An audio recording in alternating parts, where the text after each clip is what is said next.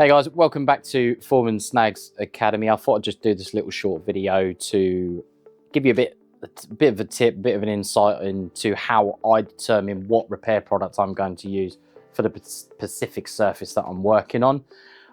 A couple of things you've got to take into consideration.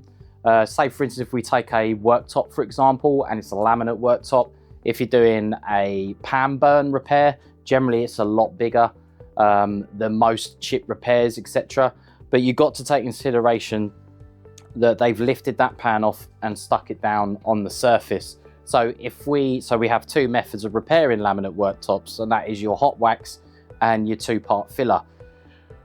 What you've got to consider is the hot wax. How did you put that hot wax in there? You melted it into the surface. So what has potentially happened with that surface? It's been melted by the pan. So the wax wouldn't be a good idea to use in that type of situation, because if they go and do it again, then it's going to melt the wax regardless. It's just literally going to pop straight out. It's going to be no good. So we'll go with a two-part filler in that occasion. Other issues you need to, the other issues you need to worry about is the depth of the damage itself.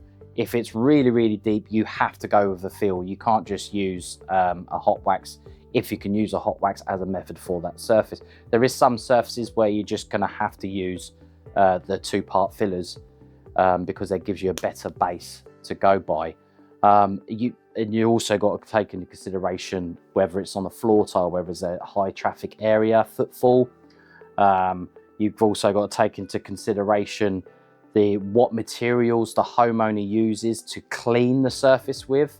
That will always have a detrimental effect on the repair, and obviously you've got to give advice on what to use as an aftercare product for those particular type of areas that you're working on, that you have carried out the repair on.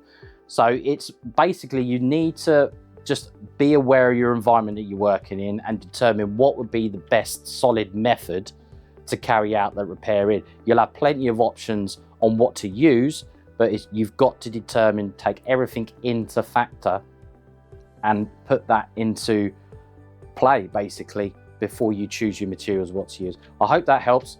If it does, follow us and see us over at the Foreman Snags Academy for more information.